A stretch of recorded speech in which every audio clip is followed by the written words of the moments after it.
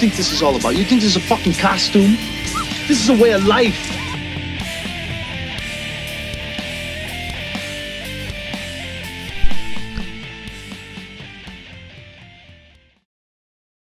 Hey, Ballbusters, Bates here with your friend and mine, Ray Mungus, and we're ready to deliver the verdict on episode 39 of Way of Life Live. How's it going over there, Mungus? I am alive. About it. How are you? It's just exhausted. Feeling so much shit lately. Yeah. About the same on my end. Like, I've been just taking advantage of naps every possible chance that I could. This work week has been kicking my ass, to be honest. Yeah, I wish... You know, I'm kind of happy that I'm not coming home and napping like I used to. I'm actually coming home and I'm going, like, immediately outside and I'm working on my car. Because every day I go outside and I start working on it, I find something else that I need to fix. So it's like, oh, well, this needs to be done, so this will just take me a day. And then that day becomes 3 days. And then 3 days becomes 5 days because I found a ton more shit. And now I'm looking at, I don't know, a week to more like 2 weeks before I could possibly get it back on the road. And I know I'm going to find more shit.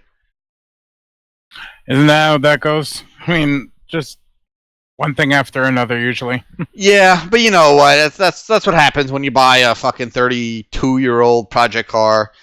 You know, I'm just happy the damn thing runs well and drives pretty good.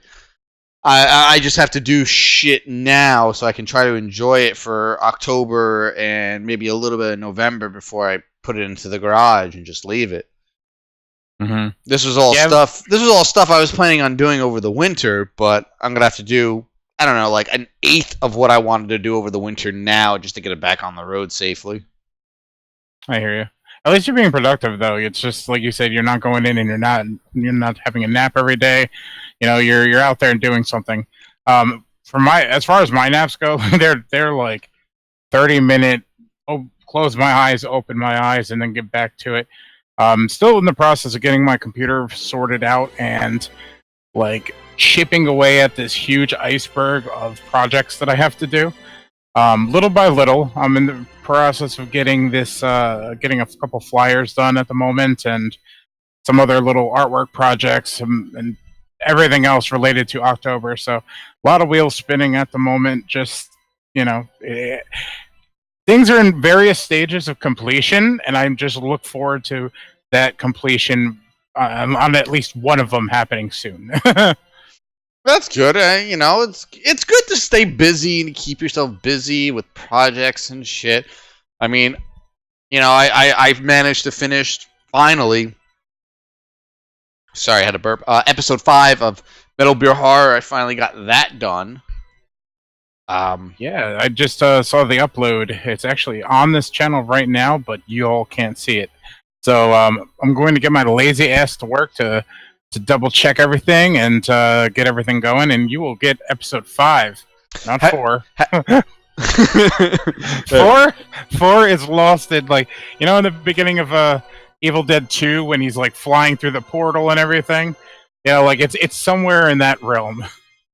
You know, it's funny because I have 4 done. I'm just waiting on something from you. I could technically just say fuck that and release it when I want, because 4 is so goddamn good. I am mad that we've been sitting on it for so long.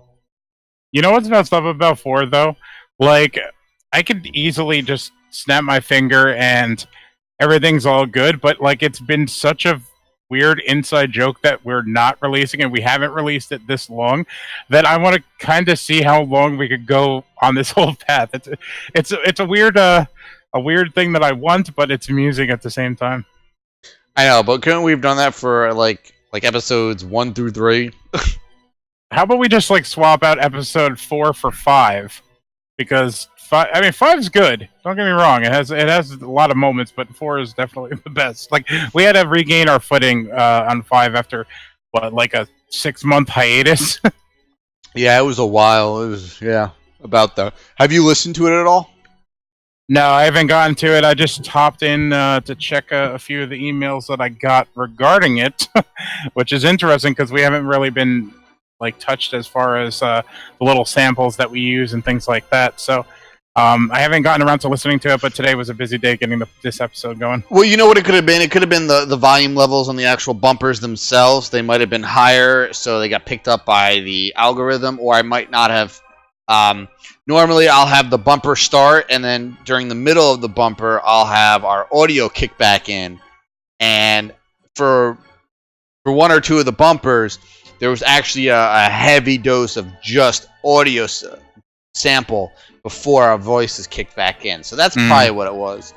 Which is why I said, I'll adjust it accordingly and re-upload it. But I mean, they're just claims, so it's not a big deal at all. I mean, we don't put we technically we can't monetize the channel anyway right now, so it's not even a big deal. Yeah, I'm not overly worried about it. It's just a constant reminder that I've been lazy and haven't been bugging certain people to make some things for it. Like those were always temporary bumpers that we wanted to use till we had something permanent, something that was ours, created specifically for it. But like, I just got to that point where I didn't want to bug certain people to I didn't want to be the guy that'd be like, hey, guess what? I need another favor. Sadly, I'm going to have to be that guy anyway in a couple weeks because we have a video that's going to be coming out soon. So, we're going to get there. We're going to get all original stuff. The dude who makes videos for us for the website, John, he just sent me this really cool video package thing that he just obtained. And I'm gonna bug the hell out of him for stuff. Like, I watched a little 3-minute preview, and I'm just like, oh, the things we can make with this. So a lot of stuff on the way, and hopefully we could finally finalize the whole process of MBH with all our original stuff. Yeah, it sounds good. You also gotta, give me an updated stream layout. I know. Like I was talking to my buddy the other day, and I'm like, you know what? I think I'm gonna call out one day, either this week or next week, just so that I could play catch up on certain things. Just so I have an extra day where I'm just like, okay, let me sit there for 8 hours fucking around with Photoshop. Yeah, luckily I have off Monday, which is good because I'll be working like all next weekend for a big project we have going on. So. Yeah, it balances out. That's good. Yeah, I guess. We did some stuff, right? Well, we're doing some stuff.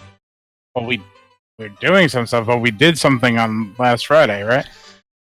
Yeah, I kind of got drunk. Well, toward the end of it, I got a little drunk. But it was a fun drunk. Because I ended up. Oh, excuse me.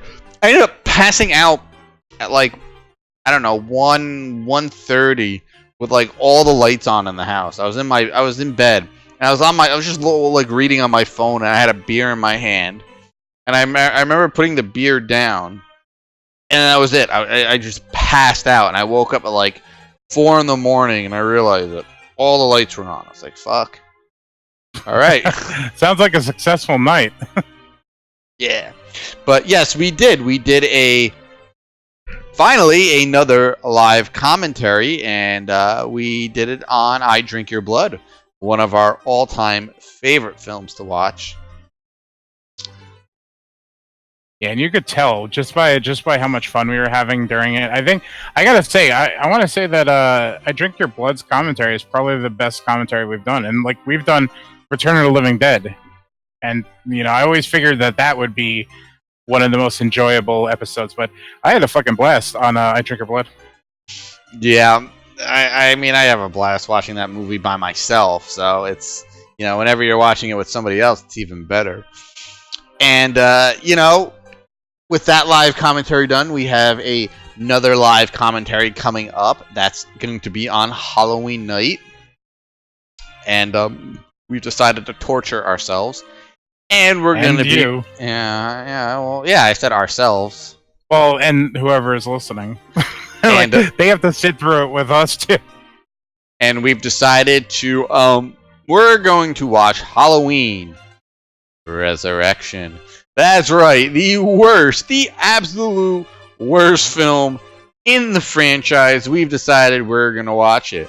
Honestly, I've only seen bits and pieces of it because it was just that bad. I couldn't get through it. So this is going to be my first time actually watching it all the way through. But that's okay, because the following live commentary we're going to do is another film that I absolutely loved. It's sad. I've only seen it once, but it was so funky, so fucking ridiculous that I absolutely loved it. And I can't... I was gonna say, would you say that it gives you a wonderful feeling? The most wonderful feeling. And I can't wait to do that one. That one is going to be so much fun. Simply because, again, we've only seen it once. Have you watched it since the time we watched it? No, I haven't. Alright, so that's even better. I'm still thinking about it. I'm still looking back at it, and I'm in deep thought about it. And it's weird because it's not really a horror film. It's more of just like another one of those like odd 70s exploitation films. And it really doesn't have... I guess it has slight horror elements toward the end, but yeah, for the most couple scenes in there. For the most part, it's just a fucking trip. That's what that movie is. So keep an eye out for that one coming up in November. And on top of that, we got a big event planned for October 27th, I think. It's a Saturday. Yeah. For you hang out with us on a weekend. Yeah. That day's going to be so stupid busy for me. Yes, sir. But we're going to have some fun. It's going to be enjoyable. We're going to do a bunch of stuff, and we're going to do a giant giveaway, and I'll let you explain. Yeah, I love explaining this. All right, so we have a giveaway coming up, guys. Hopefully the information and, the way you enter will be up soon. But it's basically, we're calling it the Dead Entertainment Halloween Trick or Treat Box O Mystery. And what it is, it's going to be a box. And what's going to be in the box? What's in the box? Well, we're not telling you what's in the box. That is for us to know and for you to find out, you being whoever wins this fucking thing. And inside this box, there's going to be all kinds of stuff. There's going to be some cool things. There's going to be some stuff you're going to like. There's going to be some weird things. There might be some fucked up things. There might be some sticky things. There's going to be all kinds of things in this box. And we are requiring the winner to record themselves doing a unboxing of said giveaway. Because we want to see the reaction. We want to see this person go through each item in this box and either marvel at how cool it is or wonder what the fuck we were thinking when we put it in there. Yeah, we're getting stuff from like all over the place too. Like we're outsourcing fun gifts and maybe goofy gifts too, from the far lands of Canada. So we Canada. Canada. So yeah, we got some interesting things. I'm personally adding some really fun stuff. Just discovered something in my garage that I'm definitely adding. That sounds fun, right? But yeah, we're gonna have a good time with it. We're gonna have all sorts of good stuff, bad stuff, horrible stuff. Hopefully not sticky stuff because it might get held up wherever we're sending it. And yeah, it's gonna be fun. Yeah, so hopefully that information will be up in the next week or so, and you guys can start entering that. It is something you definitely don't want to miss. It'll be a good one. Alright, so I think we're all caught up there. So let's just go ahead and jump right into some horror news here.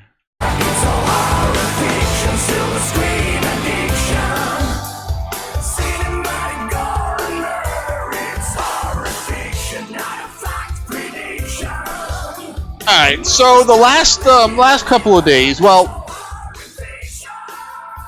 if we go back to January, because that's when I first found out about this game. Back in January, I had discovered this little indie horror game, this little indie psychological horror game that was in development called Today Is My Birthday by Wonder Game Studios, and I've been following them ever since I found out about this game. The game looked pretty cool.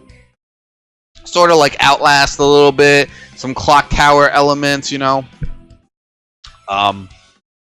And they had ran an Indiegogo, and the Indiegogo didn't do so well. And now they had launched a Kickstarter. And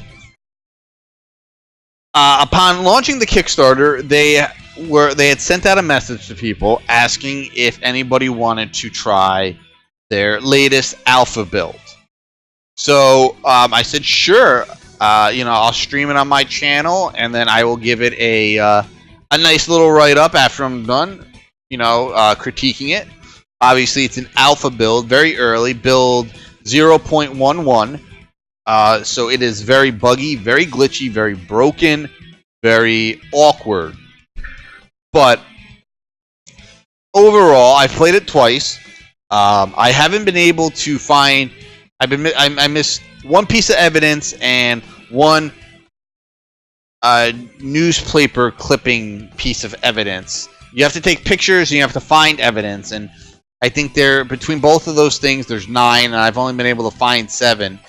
And I might go back and try to find the other 2, but the game right now, really what's holding it back in this alpha is the overall controls. They're very, very bad. And that makes the game a little hard and a little awkward to play. You go to crouch down, and the crouch button is either just not working or it's super delayed. You're trying to get out of crouch, and again, it's either not working or it's really, really delayed. The overall atmosphere and the setting of the game so far is pretty good. Again, it's alpha, so, all these critiques aren't against the game itself, because it's in such an early stage of development. The character models are a little blocky, it's running on the Unity engine, so there's a lot of room for improvement. I guess once these guys hopefully make the money they need to make. But the overall setting and the atmosphere of the game looks very good, and as they build it up more, it's going to get even better. The premise behind the game is okay. I mean, it's like your standard B-level horror movie, I would say. Voice acting leaves a little bit to be desired, but again, alpha.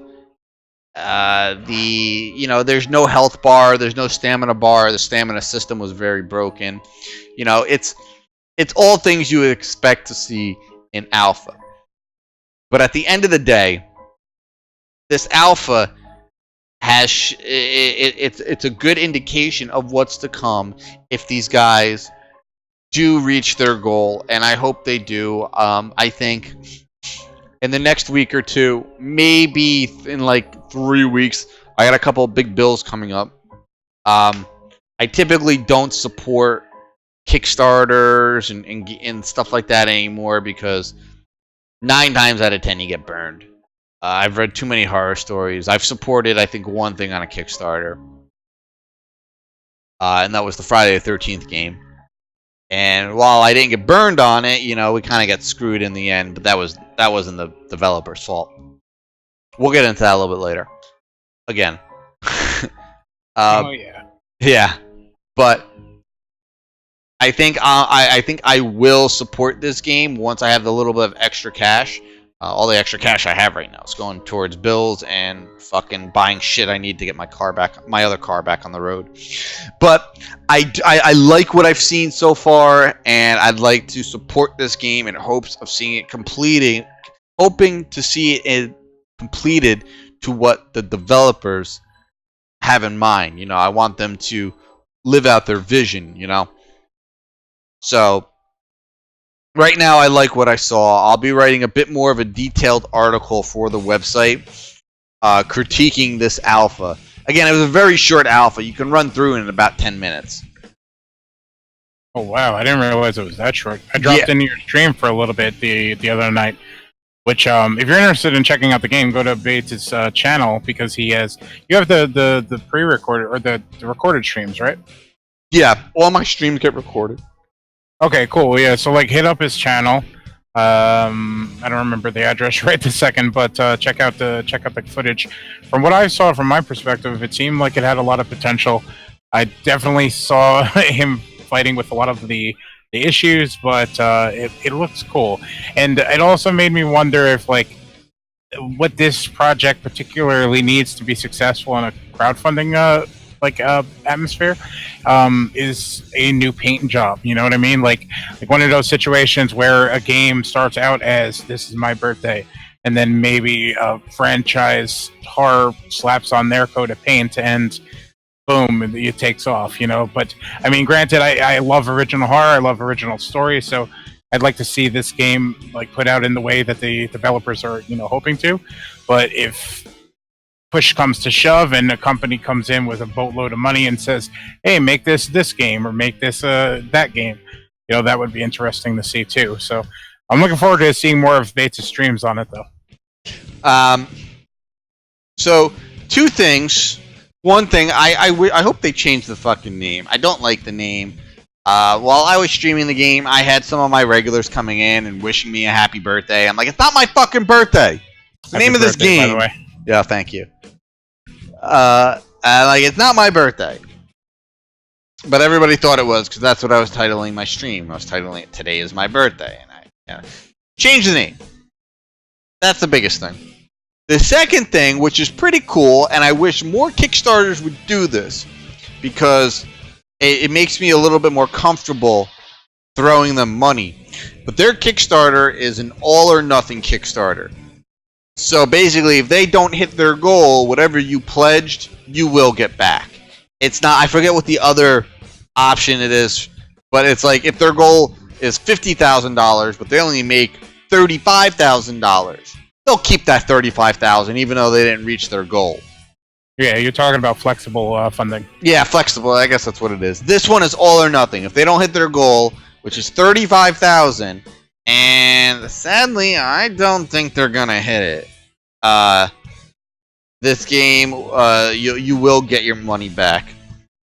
Hopefully, they can spread the word out more and people can check out the trailers and maybe get in on the alpha or something. Because right now they are far, far from their goal.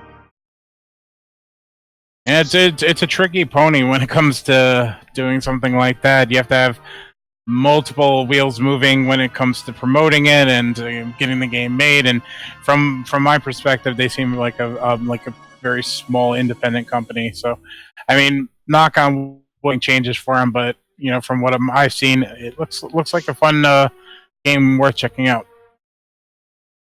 Yeah, yep. I'm hoping it gets made, but as of right now, it's don't know. Maybe, maybe not. All right, so moving on. So Netflix is set to roll out an interactive episode of Black Mirror in the upcoming 5th season. This is pretty cool. You don't really see this often anymore, or really at all. I think this is pretty unique. Yeah, I think this is a way to really get people who may not have been interested into the show, maybe interested now. Something a little bit different. Yeah, not to mention it changes storytelling. You know, like you got situations where you just Netflix basically ushered in that era of binge watching where, you know, like you just sit around and watch tons and tons of the season. They release everything at once. They're continuously moving the goalpost to or the goalpost a little bit closer and creating unique ways of like indulging in these television series and everything. For a show like Black Mirror to have an interactive episode, though, it seems like utterly fitting, you know, given the whole technological Twilight Zone thing they got going on. Yeah. I mean, I actually never got into the show. I've heard pretty good things about it.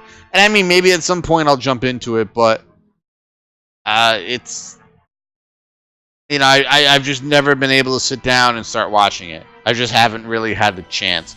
You know, it's 4 seasons, which isn't that much, but it's still a lot to catch up on. But the good thing about Black Mirror is they're limited series, so the amount of episodes aren't that bad, especially in the first couple seasons, because they were, I believe it was like British show, if I recall correctly, originally. But from friend to friend, do it. Whenever you have the chance, absolutely do it. Next time you're sick, binge the first season. Trust me, you will not regret it.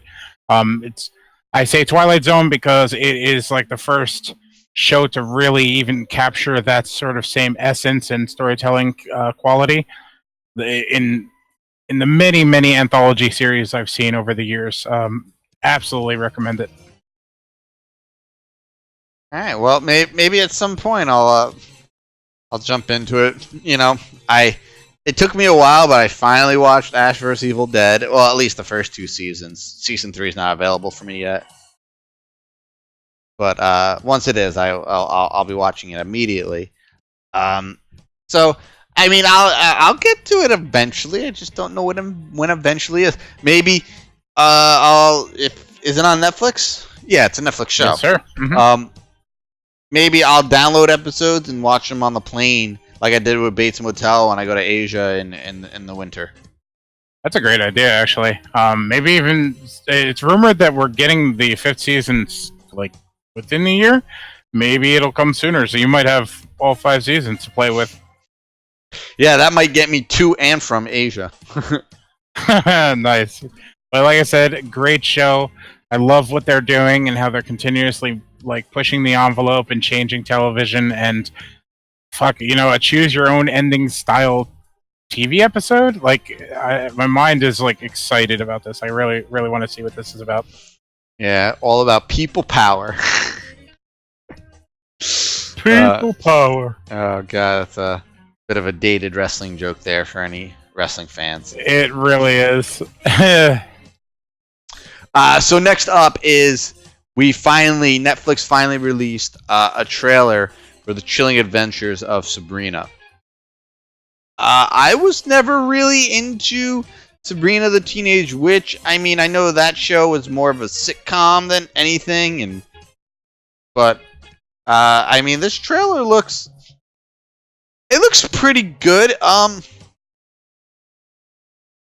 The overall story, though, it reminds me of the story of a movie. Not a particularly good movie either. God, what the hell was the name of that movie? But basically, it's about a girl who has to choose between like one side of her life or like this dark evil side of her life. Hang on, I'm gonna find out what movie I'm referring to here. Way of Life Live, where we're always prepared. At least it's not me this week. Yet.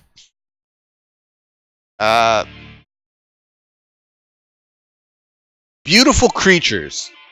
That's it. Oh, that was quick. Beautiful Creatures. Because I knew exactly where to look for it. But from what I gathered in the trailer, the trailer for this show seems sort of similar to the story behind Beautiful Creatures. Now, I mean, the story is not a bad story. The execution in that movie was bad. So, but this trailer had some cool imagery going on, and I don't know. I think it's going to be pretty cool. What were your thoughts on it? I think the imagery is what stood out to me like immediately. It had that sort of it gave me that sort of feeling from when I watched the Mandy trailer. You know, like you're just watching everything and like just taking in every little aspect of the world that they're like presenting, and you know, like it has like, you know, that old saying like this isn't your grandfather's blah blah blah. This is exactly the same thing when it comes to the Sabrina the Teenage Witch. You know, it's not anywhere close to that era. It doesn't have that sort of vibe at all. It's like it's difficult to describe. It's very CW-esque. You know, if you're a fan of those type of shows, which, you know, don't knock them. They have some good television going on. But at the same time, they really embrace the whole dark side of the character, and it seems like they've really captured the comic book that it's adapting. So shit, I'm pretty much up for it. Come October 26th, I think it comes out. I'm down. Yeah, it's definitely something I might consider checking out. It had a really cool feel to it. Not at all what I was expecting. I knew it wasn't going to be anything like Sabrina the Teenage Witch, but I don't know. I guess I was just expecting something a little different, but this is better than what I was expecting. Yeah, definitely. Like I had that same sort of mindset going into Riverdale. Like who would ever think a Archie show, like a show about Archie, would be interesting at all? And it's from what I recall, it's the same producers that are producing the Chilling Adventures of Sabrina. So very, very excited for it, to say the least. Yeah, it's going to be a good one. I think Netflix has another hit on their hands. But I mean, wow, if that's coming out this month, and Daredevil will be out this month, huh? Right? Yeah, Daredevil comes out on the 19th. If you dug that documentary series, Making a Murderer, that's the sequel to that is coming out on the 19th as well.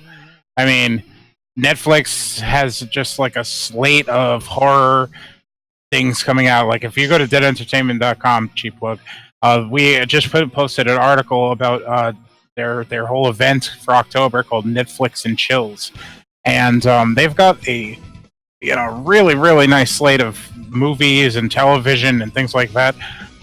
I think Castlevania Season 2 is coming out as well. Yes, it is. I actually think that might be this month too. Yeah, I believe so. I mean, like I said, Dead Entertainment has a schedule up on the page where I think it's like the top most searched article right now. So absolutely check that out and take some time off from work because you're going to need it for all the shows and movies coming out this month. October 26th. Oh, nice. Perfect. Same day.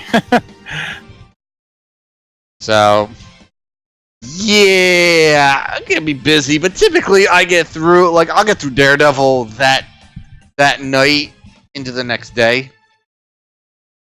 You're like like 6 Marvel shows behind, but as soon as they come out, I binge the fuck out of them. You know what the worst about this is like I'm finally warming up to the idea. I was like, you know what, I'm gonna start that stuff very soon, and then I look at the slate of stuff that's coming out for October, and I'm just like, maybe in November, maybe I'll take some time off in December. I don't know. I don't know if there's gonna be enough time. Great reference. I like it. So moving on, Don Coscarelli thinks that Bubba Ho-tep TV series could be a good idea. I don't. I do. Why? Because Bruce Campbell is hot off Ash vs. Evil Dead.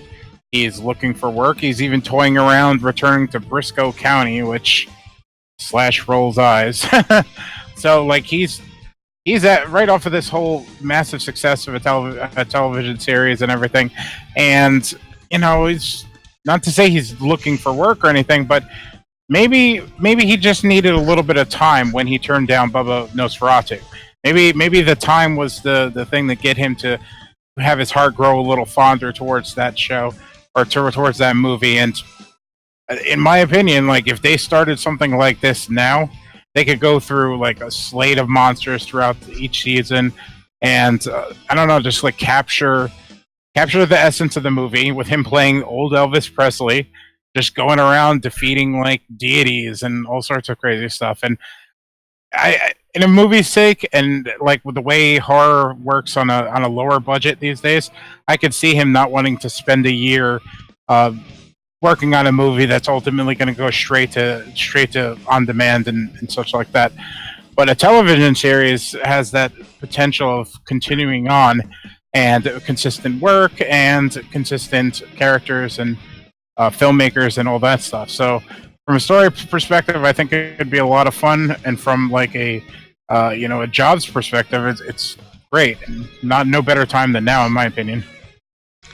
I don't know. I just felt like the movie was a perfect one-off, especially after. Oh, excuse me. Especially after they tried to get the sequel going, and that really didn't happen. And then I think they had a comic series. Yeah, I believe so. And I don't know. I just feel like after the first movie, I never felt like we really needed a sequel. And if it were to happen and Bruce were to come back, it would really just kind of feel, even though I know it's not, but it would really feel like it's just trying to piggyback off the pseudo success. I can't really say massive success because the show got canceled, but piggybacking off the pseudo success of Ash vs. Evil Dead, and basically just these people trying to kind of recapture that lightning in a bottle in just a slightly different format, really. Yeah, I immediately wanted to take the word massive back after I said it, but I guess from a fan's perspective, it is a massive success because they brought back what everybody wanted, but people just didn't watch it. So why they didn't watch, who knows? I guess my whole idea for this whole Bubba Ho-tep thing is more greedy than anything. I'm being a little selfish about it because I love the first movie. When I heard that they were going to do a sequel to it, I was just elated by the whole concept. It's such a unique and interesting and out there tale that to me it felt like it really needed a continuation. And looking at a potential TV series, I'm like, wow, this could continue on for many, many moons. So, I guess I'm being a little selfish in that, but I totally hear what you're saying. So, I wouldn't hold my breath if this is something that gets you guys excited. I don't, these are just thoughts right now. Yeah, he's on a book tour right now, so it's more just people asking questions and he's responding to it. So it's unlikely. I just like the idea, Well, on top of possibly a Bubba Ho-tep TV series, apparently producer Malik Akkad is hopeful in seeing some type of Halloween TV series. Again, when we get this kind of stuff randomly like this, like the new Halloween movie, all the hype is here. Everyone's excited. We haven't had a Halloween movie in forever. We haven't had a real Halloween movie. Because I'm not really counting the Rob Zombie movies. This is still part of the original timeline, which is now only one movie, but still, so all the hype for Halloween is here now. We're gonna go see it, and it's gonna be great, and we'll ride that hype as long as the movie is good, which it should be. But we'll ride that hype, for a couple weeks, and right up until October ends, and we're going into November, and then it'll die down, and we wait for the next movie, or we wait for the next big horror announcement. And I think they're thinking right now, because of how highly anticipated the new Halloween movie is, that they think that they can, double dip and squeeze out a TV series out of it too. I don't see it happening. You guys remember first there was a Friday the 13th TV series that had nothing to do with the movies. It was actually still a pretty damn good series, though. If you haven't seen it, I would definitely recommend it.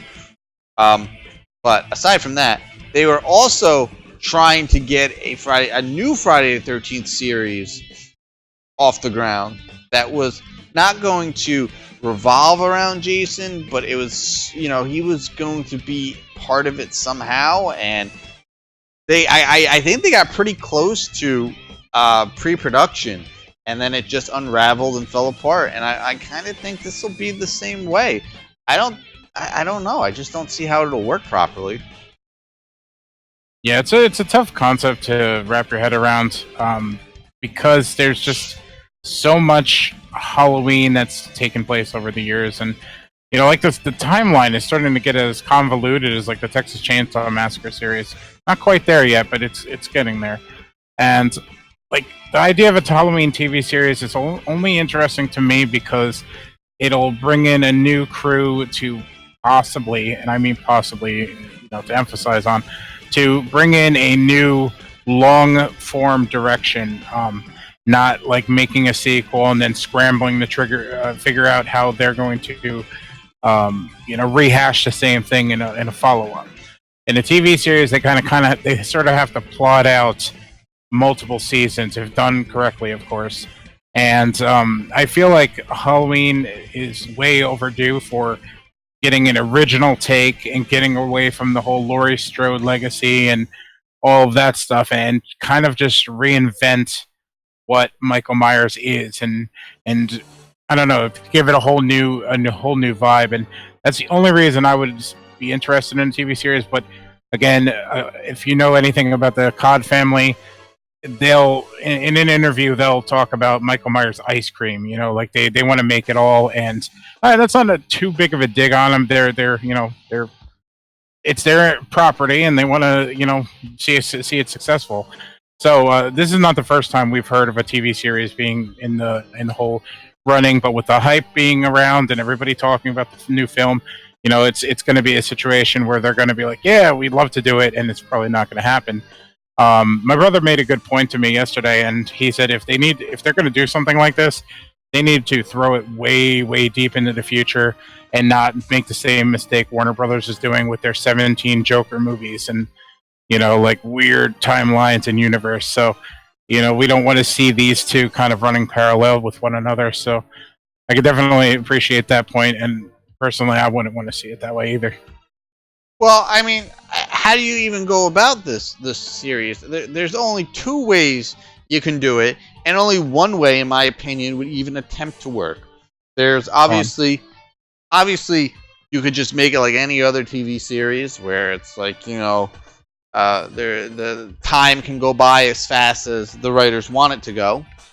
Or the other way, which I think would be the only way this works, is that you revolve an entire season around Halloween night, and each episode is an hour into Halloween, and you do, I don't know, you make it a 10 episode or a 12 episode season, whatever they decide to do. And each episode is an hour of that day. Because, the Halloween movies always take place on, shocking, Halloween. They really don't venture too far. Well, they almost never venture beyond Halloween. Even the second Halloween movie takes place that night. And yeah, exactly. And whenever you saw Michael Myers prior to Halloween night, people aren't really sure what's going on yet. He's not really 100% in on everyone's radar yet. Like in Halloween 4 and Halloween 5, he might make a kill here and a kill there the days leading up to Halloween as he's making his way back to Haddonfield again. But for the most part, the bulk of the movie takes place on Halloween. That's kind of important in my opinion. So if you're gonna have a Halloween series, and you're gonna have a Christmas episode or a winter episode of some sort or a summer episode, God, it's not gonna feel right. Excited. I want that. This week on Halloween, Michael Myers does Christmas. Oh my God! I wish I had money. I would produce that. But I don't know. That would really, personally for me, that would take me out of the show. So yeah, I agree. So it seems like. Go on. No, go ahead. Go for it. I was gonna say, like, it seems like they would just fall right back into the familiar pattern of having each season take place on a Halloween, like a year later, and this and that, and it's just you're not making any new ground in that way. And then the other option is just retelling the Laurie Strode story, and then again, you're not moving anywhere. So, like, why bother? Oh, you're 100% right. Obviously, the first season can come and go, then the second season, everyone could be like, well, it happened last year. It can't possibly happen again. And then it happens again. And okay, so that'll work. But, come the third season, if you don't think these fucking people would be prepared for him coming back a third time, well, then you're just getting silly. So, honestly, if they do it that way, I see them only really squeezing 2 seasons out of this concept before they have to deviate away from Halloween night.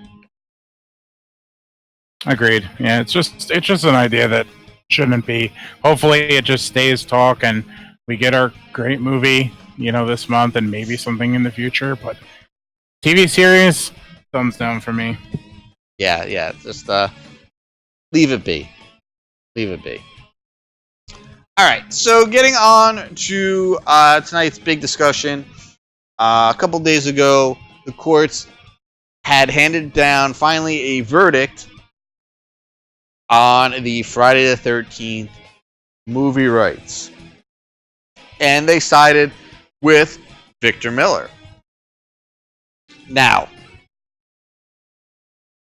that doesn't mean that this battle and this story is over. It means this particular part of the battle, all right, so maybe that battle is over. The war is not over. That's what I meant to say. This war is far from over. So, what does that mean? Victor Miller has won the decision from the courts. What does that mean? Well, to break it down into layman's terms and to really dumb it down, it means he holds the rights to the name Friday the 13th, the characters of basically any character from the first movie. So obviously that includes Jason and Pamela, Alice. He holds the rights to these characters and the rights to Camp Crystal Lake, name-wise. And he only owns these rights in America. Movie rights in America.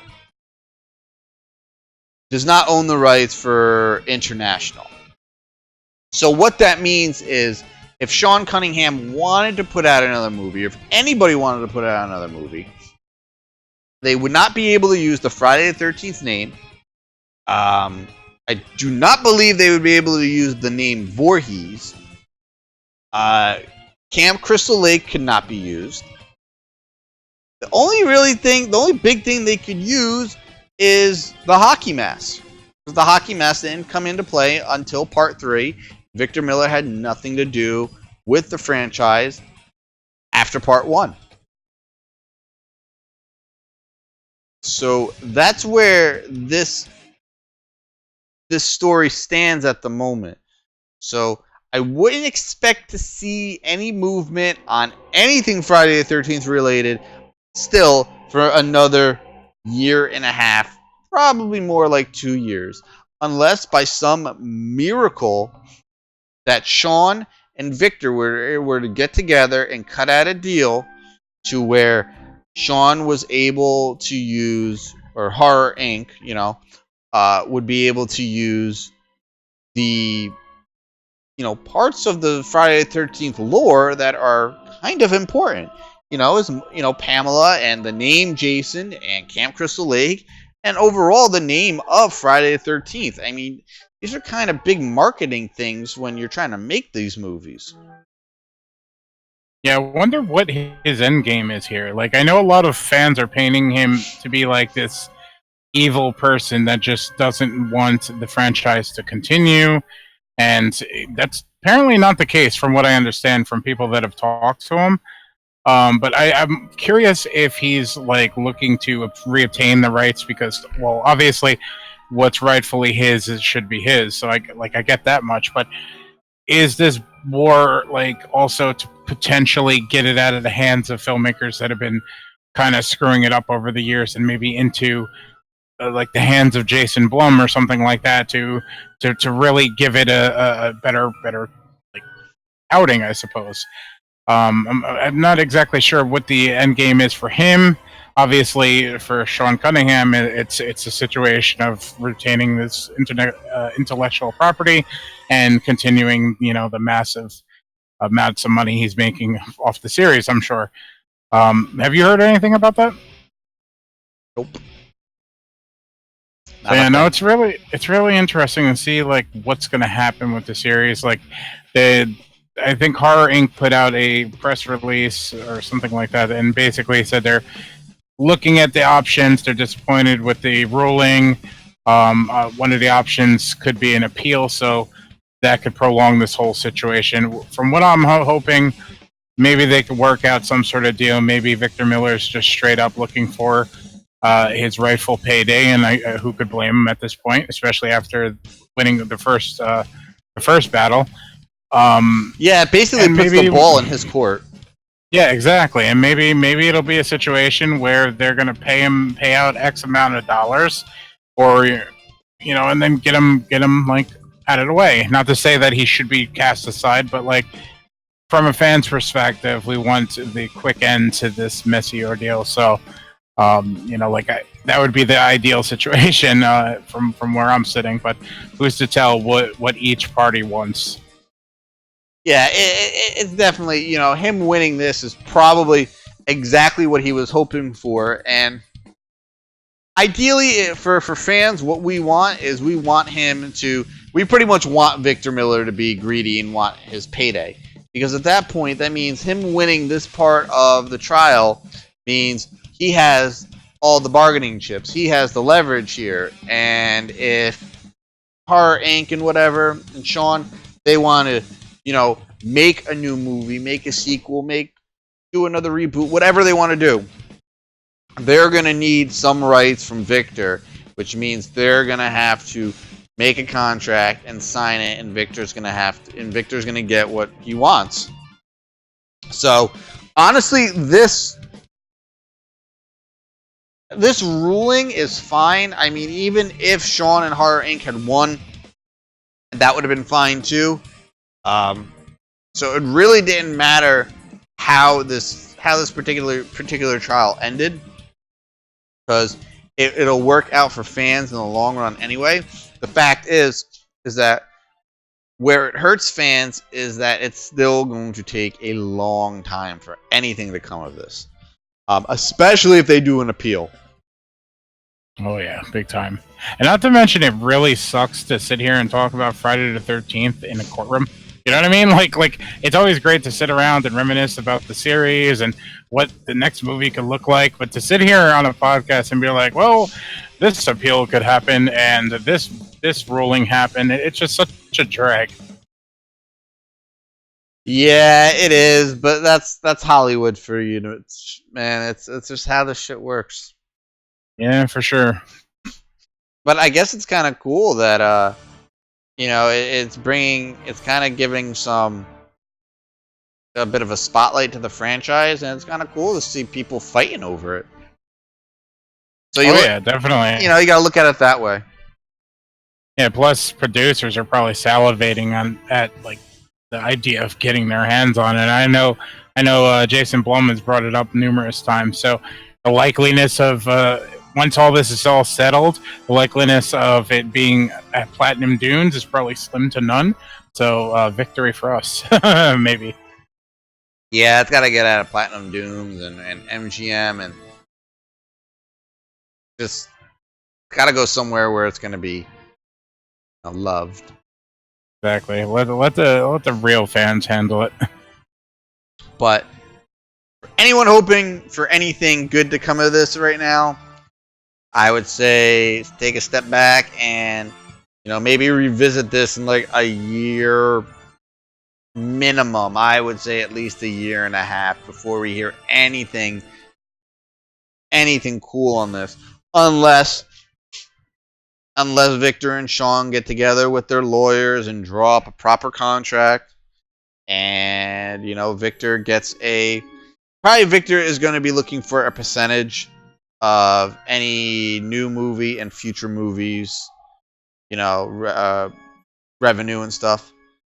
How much, I couldn't tell you, but I think that's what he's going to be looking for. And it's possible. It is very possible if they do not put in an appeal and they get together with their lawyers and they hash out some kind of contract, that could happen in 2, 3, 4 months. Because you're not really involving the courts at that point. That this is just going a back and forth between, the two parties. So that can go however fast as they want it to go. That's up to them. But again, that's a very good point. That is again a very unlikely scenario, but it's possible. And I think fans should kind of hope for that. Fans should want these two guys to get together and hash out a contract. Victor will get his percentage for future movies, and then Sean gets he'll get the rights to use. He's not going to obviously take the rights from Victor, but he'll be giving permission to use said rights. It's a quid pro quo kind of thing there. Again, I don't think it's going to happen, but cross your fingers, it could. It's in the realm of possibility, and it's the best that we could hope for after this particular chapter of this story has now ended. Yeah, well said, man. Depending on where the rights are with Platinum Dunes at this point, I think Cunningham would be stupid if he didn't try to partner up with I keep bringing up Jason Blum, like Blumhouse or something, and be like, okay, let's sit down, the three of us, and what do you want to get out of here? You know what I mean? Well, if we're going by what I know of film rights, if it's going to be 10 years next year, and after 10 years, I believe if a movie doesn't hit production or pre-production within 10 years, the rights revert back. Okay, so then it would revert back to Victor Miller at this point, unless the whole appeal thing happens. But like I said, to get a producer into Hollywood, that'll just, if money is what Victor Miller wants, just throw the money at him, settle out of court, and then, move forward on the next movie. Especially while Halloween's having a resurgence. Now's the time to settle. Yeah, and hurry up and do it before frickin' New Line decides to remake Nightmare on Elm Street again. Maybe we'll get Robert back in there. It's that again. That's in the realm of possibility. Highly unlikely, but you never know. I mean, he obviously that's his baby, that's his role, and he loves it, and it's fans would absolutely go apeshit over it. I don't know. Maybe with him doing this Goldberg's cameo, maybe they could do something. They could secretly film a new Nightmare on Elm Street movie with Robert, kind of like what they did with Victor Crowley. That'd be kind of cool. That would be amazing, but I'm not even gonna get excited about that because that would be wonderful. But it probably will never happen, but that would be a true treat to the fans. Yeah, I'm just throwing some false hope out there for you people. Enjoy Thanks, it. buddy.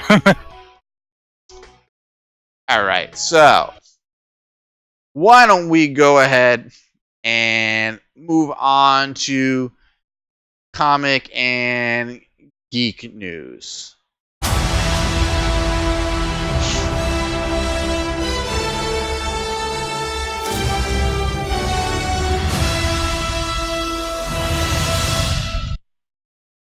Alright, so first up, let's see.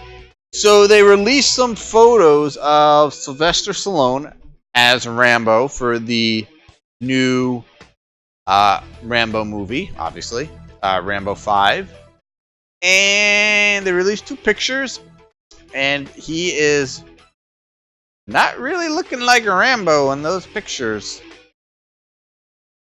I don't know. Not what I expected. I gotta say, isn't this one where he's fighting terrorists? He's fighting the Mexican cartel. Mexican cartel, okay. I thought for some reason it was terrorists, but I think that was originally what they were. Actually, no. I think it was always the plan was always going to be a cartel. Okay, so the whole cowboy get up that he's got going on for him is maybe a little bit fitting, depending on the scenery and everything like that. Well, apparently he's going to be working at some ranch. Okay. So I mean, obviously the attire is appropriate if that's what he's doing.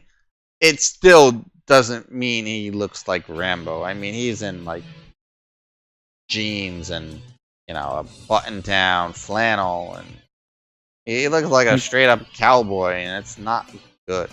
That's not what I want from my Rambo. I don't want cowboy Rambo. It kind of reminds me of Hawkeye in Age of Ultron. I guess a little bit. I mean, not like the way he looks, but like we got that whole long-winded scene of him showing his home life and on the ranch and all that good stuff, and that's what this is feeling like so far. Yeah, it's I don't know. Especially after how amazing Rambo 4 was. It's like and it's been a while since that movie, so it's I hope the script is just as good as that one. I'm not gonna judge the entire movie on 2 fucking photos right now, but it's not putting me. It does not give me a Rambo feel. That's the big thing. I'm not getting Rambo from these pictures. It's actually, to me, it's giving me a Rambo vibe only because it has the calm before the storm sort of Rambo. Like shit's gonna get real. Some injustice is gonna happen, and he's gonna be doing what he does best. Come the midway point of the movie, regardless of how cowboy-esque he looks right this second. He's gonna stroll right into cartel land and fuck some people up. So, like, I have no doubt in my mind that the movie's going to be traditional Rambo, but this just gives us a taste of like the retired Rambo, the quiet Rambo that's living a simpler life these days. Yeah. Well, I mean, that's what he was trying to do when he was in Burma. Didn't really work out for him. Never does. So, yeah. Hopefully we'll get some more Rambo-esque pictures soon, but it's cool to see that it's actually, finally happening. I've been waiting for it for a while. So, and I have no doubts that it's going to be a great, entertaining movie. So next up, we got an official poster for Neil Marshall's Hellboy, and the movie also got pushed back to the spring, which is fine. That doesn't bother me. There's plenty of good stuff coming up to wet my whistle until Hellboy, and it's the poster is fucking fire. Literally. Yeah, like really, really good. My biggest concern with this movie, I have concerns with everything. I love the way Hellboy looks. I think they knocked it out of the park again. Not to say that I didn't like how Ron Perlman's Hellboy looked. I did. But this one is just a bit more updated and a bit more cleaner, a bit more detailed. But my biggest concern with the story arc they're going with, is that it's a... Well, spoilers for anyone who's not read the story arc that they're doing for this movie, but Hellboy dies at the end of the story arc in the comic. Thanks, bro. Yeah. Yeah. He literally gets his heart ripped out. Christ. I'm excited for this movie already. But what's pretty cool is that also in that story arc in the comics, there's a bit of time traveling element. So did you notice the sword that he had in the poster? Yeah. Well, if they're following the story arc closely, then that sword is actually Excalibur. Okay, that's pretty awesome. Yeah, there's the story is pretty crazy revolving around Mila Jovovich's character, who's the villain in the movie, and how Merlin teaches her all these things, and then she ends up killing Merlin, and then there's all this other crazy shit that happens. It's ridiculous, but it's a really, really good story. And I'm guessing they're not going to adapt it to a TV, because I'm sure they're not going to kill Hellboy at the end of the movie. Because I'm pretty sure the movie's going to be good, and that means we're going to get a sequel. And I swear to God, if they don't put Roger the Homunculus in the sequel and Lobster Johnson, I will fucking riot. I've been waiting multiple Hellboy movies for Roger and Lobster, and I have not gotten either of them. Very upsetting. Also, it doesn't seem like Liz and Abe Sapien are going to be in this film, which is interesting. A little bit disappointing, but at the same time, like we did get 2 movies with those characters, so it'd be interesting to kind of go a different route and bring in some of the lesser known or characters that are on equal footing and just haven't been featured yet. Yeah, like Roger and Lobster, and neither are in this movie. Neither are in it, as far as I know. I mean, it could be a pleasant surprise when I'm watching the movie, but I don't know. Well, we'll see. And regardless, I'm very excited, and I'm excited to see what they do with this particular story arc, because it's a really, really good story arc. Yeah, it sounds great. This is the first time I'm hearing of it. I have seen the first Hellboy. I'm notoriously dragging my feet on the second one for no good reason, and just like I never got into the comics as a kid or anything like that, or when I was younger. But the stories are always very interesting and engaging from what I've been reading and everything. So I might just have to do that. But I'll tell you this about this poster. Having not seen the movie, this might be one of those posters that I buy in advance just to hang up because of how fucking gorgeous it is. Like it is one hell of a friggin' poster. Yeah, it's pretty intense in like the greatest way possible. Oh yeah, without a doubt. I'm very psyched about it, and I looked at the poster. I gave it a good once over, and I was like, all right, like they did some upgrade. And then I just happened to stumble upon a picture of Ron Perlman's makeup and everything like that, and I was like, wow, he looked like an action figure. Like when I seen the movie back in the day, I was like just so caught up in the lore and caught up in how badass he looked and everything like that. But man, oh man, David Harbour is giving him a run for his money and then some. Yeah, I mean, again, you're talking 10 years ago when they were doing the makeup for those movies, so... Yeah, definitely. I mean, time flies, and you don't realize how quickly a movie ages, and that was the first time that I saw Hellboy's age. His gray hairs popped in. Well, I'm still upset you haven't seen Hellboy: The Golden Army. That is... You know what we do? One of these days we gotta just do like a side one-off like commentary. Like I'll pre-watch the movie and then we'll do a commentary, something like that. I mean that to date is still my all-time favorite comic book movie. It is so good. One day, just like I said last time. One day. Yeah, well, you still haven't watched Troll Hunter. I'm sure there's plenty of others. Yeah, I'm sure. So, moving on, the first round of Venom reviews went up. And, yeah, they are, they're not too good. I have not checked them in hours. But let's just go ahead. When I last saw them, it was not good. Oh yeah, no, that's even worse. So right now, out of 57 reviews, critic reviews, the movie is sitting at a 28% on Rotten Tomatoes, 16 fresh, 41 rotten.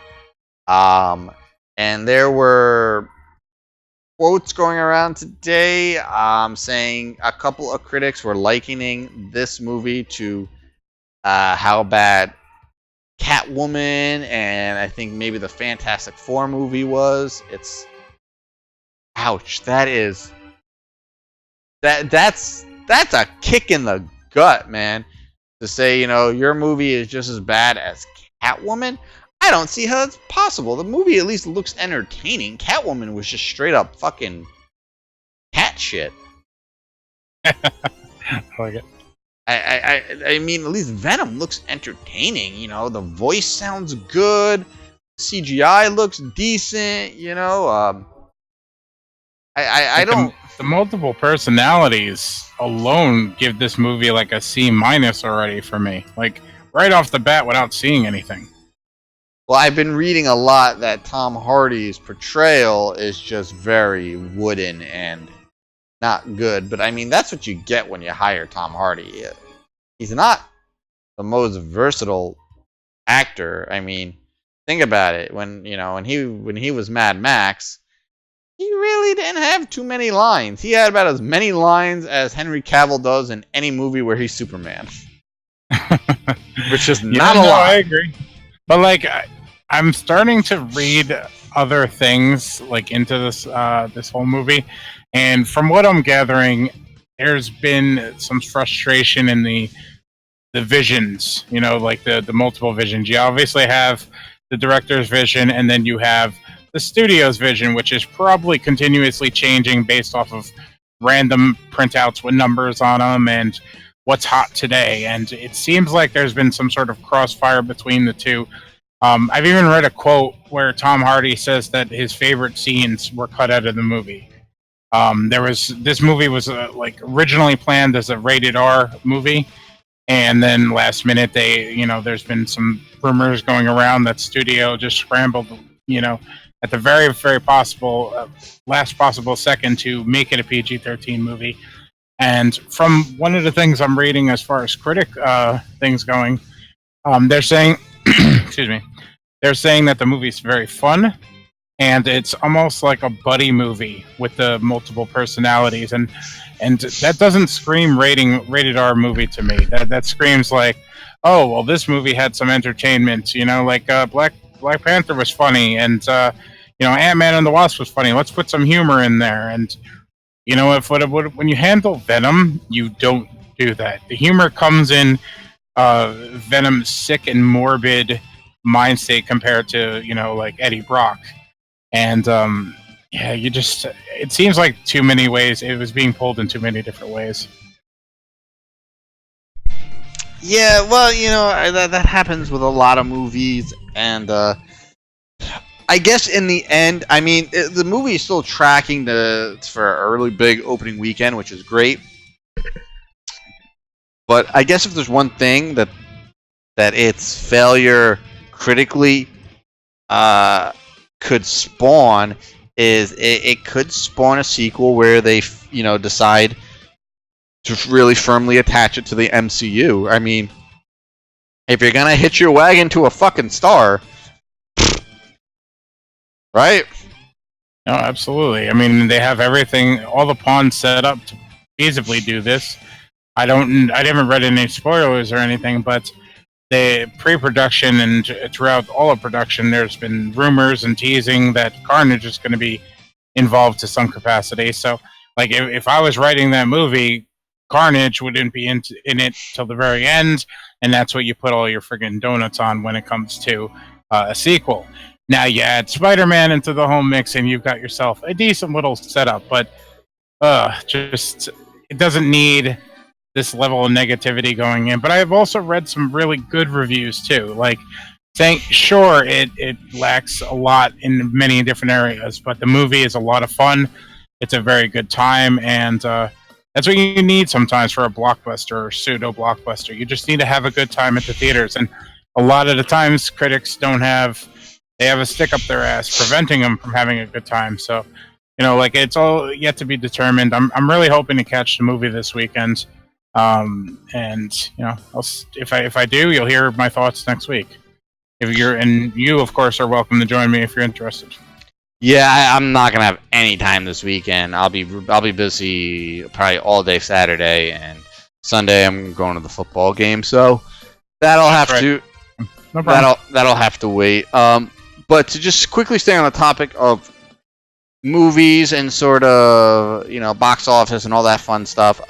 Just to kind of backtrack a little bit to horror for a second. The movie Hellfest opened about a week ago, and I had seen some comments, saw some tweets, about a few people complaining that the movie is not doing well at the box office, that it's only making $5 million, and they were like, oh my god, it's only making $5 million. Well, first of all, the movie only cost $5 million to make, alright? Secondly, up until like 2 weeks ago, I'd never even heard of this fucking movie. Nobody has. Alright, so you're gonna complain that a movie that had absolutely no marketing is not making money and people aren't gonna go see it because they don't even know it exists? Listen, right, you're pretty much complaining that water is wet at that point. Fucking, if you don't market something, people won't know about it, people won't get invested in it, and people won't go fucking see it. So, don't get mad that the movie's not making money. Get mad at the people who put out the fucking movie for not marketing it properly. I haven't seen one television ad. I barely see any internet ads unless I happen to be on a horror website, and then, obviously you're gonna see it. But even if I'm watching horror videos on YouTube, I'm not getting any ads for it. So it flew under the radar big time. You know what's messed up about that? They also have an attraction in Great Adventure. Like, they have a October Halloween scare for that particular movie. They recreated, I assume some of the set pieces and such for an experience at Great Adventure, and I'm pretty sure it's a Great Adventure. But in any case, it seems like they did everything but the actual marketing. They're like, okay, gimmick thing, fun, cool. Let's put some articles out on horror websites. All right, cool. We're done. And then they wonder why it only made so much money. But hey, who am I? I'm not a marketer. I'm a podcaster. Yeah, these people are probably going to these theme parks and they're like, oh, what is this? What's it, Hellfest? Oh, okay. And like maybe somebody who works there is like, oh yeah, it's a movie. And people are probably like, the fuck you talking about? Ain't no movie I ever heard of. Because Exactly. it wasn't marketed. It's like they had all the pieces set up for chess, And then they started playing checkers. Were playing dominoes. Exactly. It's like one side of the table had chess pieces, and the other side was an idiot eating checkers. God, man. Like, how do I sign up for one of these jobs? I would like to put out my resume for this because I can fucking run circles as far as marketing goes around you, Mr. Checkers Eater. Alright, so back to the geek stuff. I just wanted to touch on that for a second. So the Dark Phoenix... What? I was going to say, nice unscheduled pressure rising. That was sweet. Yeah, I guess, a little bit. I could have really gotten into it, but... That's good. So the Dark Phoenix trailer finally debuted, and the date got pushed back again. I think it got pushed back like 6 months?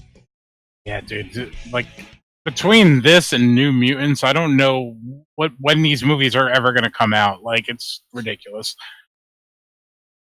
Maybe it's for the best. I don't know, just saying. Yeah. I mean, I saw the trailer, I watched it a couple times, and it's... Oh, God, it is painfully boring. And It is, isn't it? it's painfully boring.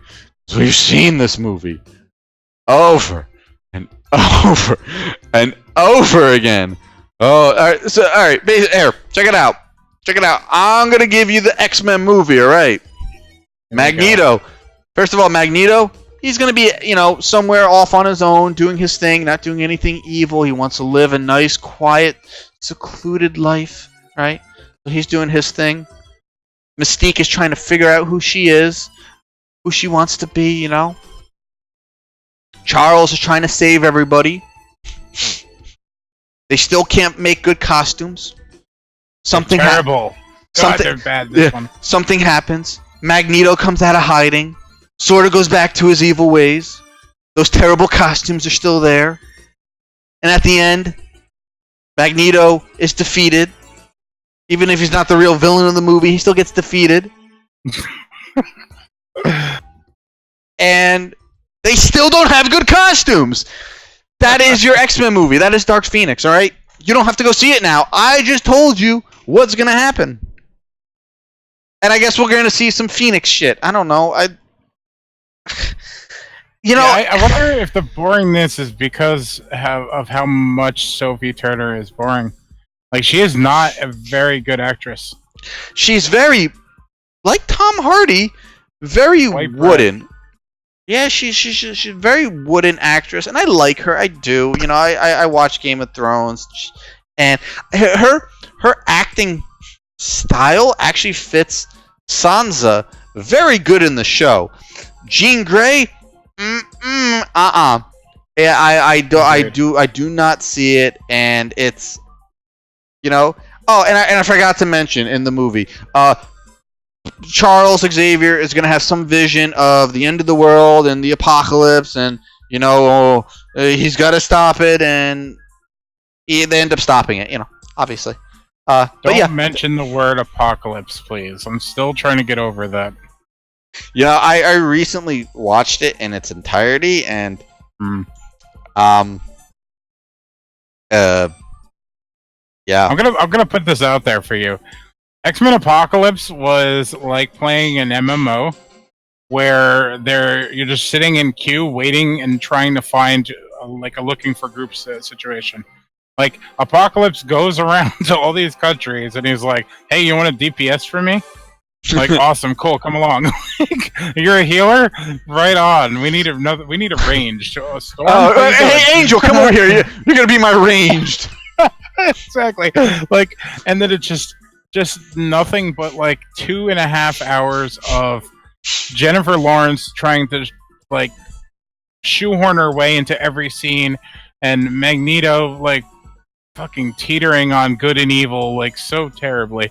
Like, I'm a diehard X-Men fan, and I absolutely love this series. Like the First Class, Days of Future Past, Apocalypse had some moments that I liked, but I don't know what's happening. Like, like I'm losing words here trying to figure it out. First look at the actual trailer for Dark Phoenix was terribly boring, and I was like, all right, maybe this is just the apocalypse, you know, like aftermath in me. Like, I have to shake. And I watched it again today, and still have that boring vibe, but there are some elements that I missed, you know, like still being a little shell-shocked. But it just seems like they're not accomplishing anything new. They're just retreading. Retreading and retreating to that familiar ground because it's worked in previous films. And you know, like, they have to evolve. You know, like they're putting 10-year gaps between these movies, and it's like the characters aren't growing. They're not growing into the characters you know from the original series. You know, because you have to like kind of suspend the disbelief that these are the younger versions, and sure, they're a little more naive and they're a little more, I guess, you know, just, I don't even know a word right now. But in any case, you have to believe that they grow into the characters from, you know, the very first film as well as the second, and let's not talk about the third or Wolverine. But you don't believe it. They just seem very samey. You know, everything's pretty much safe and similar, and I don't think we're going to get anything interesting out of this movie. I want to be surprised, but it's going to be unlikely. Yeah, I don't get it. Do they just take the scripts from the previous movies and just like, all right, well, Apocalypse is gone, so we're just going to change Apocalypse name in the script to Jean Grey? Yeah, no, this trailer definitely has that vibe where it's like, you know, they just copied and pasted this one. And it doesn't help that Simon Kinberg is the director. And like, I don't want to trash him too much. He's been a producer since the earliest movie, so like, sure, he probably could direct decently, but like visually, there's nothing interesting. It just seemed like they kind of swapped out the last director for this guy, and it's, you know, Again, they played it safe. They made a movie that looked just like all the other movies, and I don't know. It's yet to be seen how decent this movie is. I'm just glad that X-Men's coming home. No disrespect to the cast that they have for the younger characters, because they put out some great movies before. You know, the other films are pretty decent, Apocalypse aside, and you know, I'm just ready to evolve that series into something new. And I'm hoping, if all works out well with this whole Disney merger and all that nonsense, that the next big arc of Marvel is going to be related to maybe like Avengers versus X-Men or something. Secret War or something like that. Yeah, well, who knows when that will happen. Right now, this is what we have. We have this, and we have New Mutants, who I don't even know if that fucking even has a release date. They haven't done reshoots yet. That was actually an article I cut from tonight's episode. But they have not touched reshoots, and the producers are like being coy about whether it's going to be a rated R or PG-13 movie now. And you know, it's just more of the same. I'm hoping that fucking Disney gets their clutches on this stuff before Fox does any more damage. Damage has been done. That's right. But staying on the X-Men theme, Fox is re-releasing Deadpool with a PG-13 rating in time for Christmas. Yeah, you go on, keep reading. Fred Savage to star. Yes. Apparently, this PG-13 edit of Deadpool is going to be narrated by Fred Savage. That's the rumor going around right now. Alright, so I have a theory why they're doing this. My theory is go ahead and go take a look at the other movies coming out the day that Deadpool gets released. I'll wait. The re-release? Yeah. Tell me, because I just closed that window. Alright, what day is it getting released?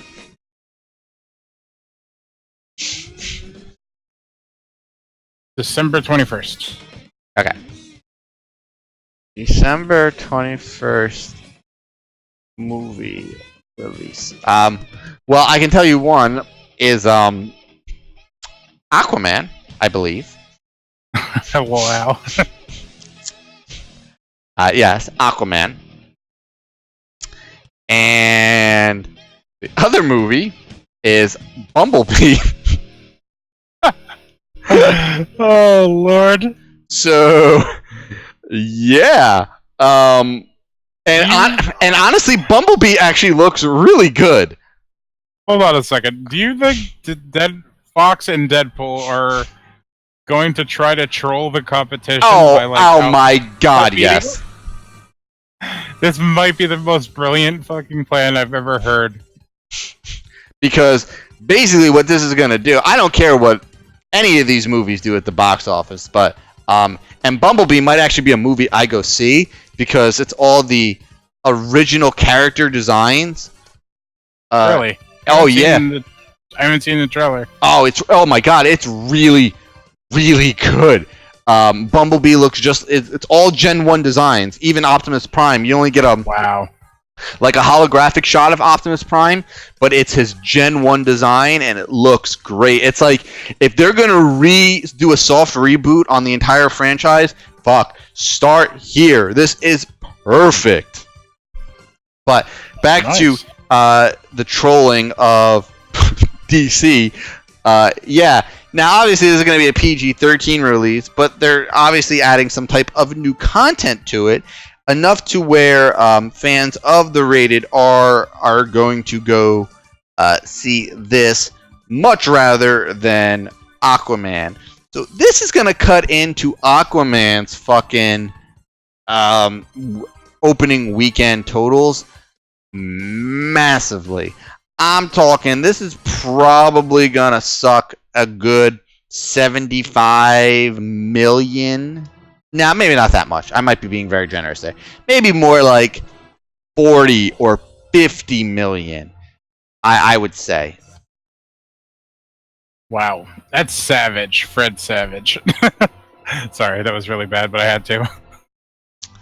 But yes, so Aquaman, Bumblebee, and Deadpool all on the same day. You know, like, I've started hearing the rumors, and this is the first day that I actually kind of poked my head into the articles about the rumors, and none of this occurred to me prior to the show. So I was like going to go into this whole section of the show and just like kind of trash it, like, why are you doing this? What's the point of it? Blah blah blah. But my God, this is probably the most brilliant and savage thing that I've seen done in like movie history. This is something else. But that being said, having seen Deadpool twice in theaters, about to be owning the super duper effing cut very, very soon, and all that good stuff. I'm probably going to be seeing it now. This is just unbelievable. Yep. I haven't checked to see how our mutual friend is reacting to this, but I am sure it is not. Somebody should do a wellness check. Good Lord. But it is probably not favorably. I mean, he was freaking out over the pictures of Joaquin Phoenix, and not freaking out in the good way like I was. I thought he looks good, but he was blowing a gasket again, and it's funny to see him fucking act like a perpetual fucking child. It's great. Yeah, that's been the source of our enjoyment for quite a few years now. So it's gonna be amazing to hear his reaction to this news. Yeah, my mind is blown right this second. I can only imagine how he is right now. Yeah, I'll have to remember to check tomorrow when I'm at work, because that's I don't put him on any of my web browsers. I don't want him in my history at home. I hear you. Keep me updated. I'm curious. Yeah. I'll let you know tomorrow. I'll take a look and see how much of a gasket he's blown. We're talking about this piece of shit DC troll who I refuse to name here, because he does not deserve that type of recognition. He's that big of a piece of shit. Amongst other things, from being a troll, he's a massive piece of shit. But anyway, I don't want to digress any further there. So yes, Deadpool re-released, going up against Aquaman and Bumblebee. So that is going to be a fun weekend at the box office. God, I'm excited. That's really awesome. So yes, that is actually gonna wrap up for us tonight. Went a little over, but we had some good things to talk about here. So thank you guys for tuning in. Much appreciated. Remember, if you haven't subscribed yet, go ahead, hit that subscribe button. Go ahead, share this shit out. Give us a like, all that good stuff. Check us out on Facebook, facebook.com/Dead Entertainment. Check us out on Twitter @DeadEntSite. You can also follow us on Twitter @WayOfLifeLive. We kind of checked that Twitter. Ever since we moved to Dead Entertainment, we just kind of combined everything. You can follow me on Twitter @Bates_MotelMT. You can follow Mungus that way. You can follow Mungus on Twitter @RayMungus. Make sure to keep an eye out for the giveaway coming up. Make sure you join us for the Halloween Resurrection live commentary on Halloween. Make sure you join us for the special event stream on October 27th, where we will be announcing the winner of said Box O Mystery giveaway. And I'm still waiting for that call, Yankee Candle. Still waiting. I'll wait forever. You got anything to plug on your end? I think you pretty much got everything covered, so I'm good. Thanks for tuning in, everybody. Yes, thank you so much. And we will see you again next week. And remember, What do you think this is all about? You think this is a fucking costume? This is a way of life.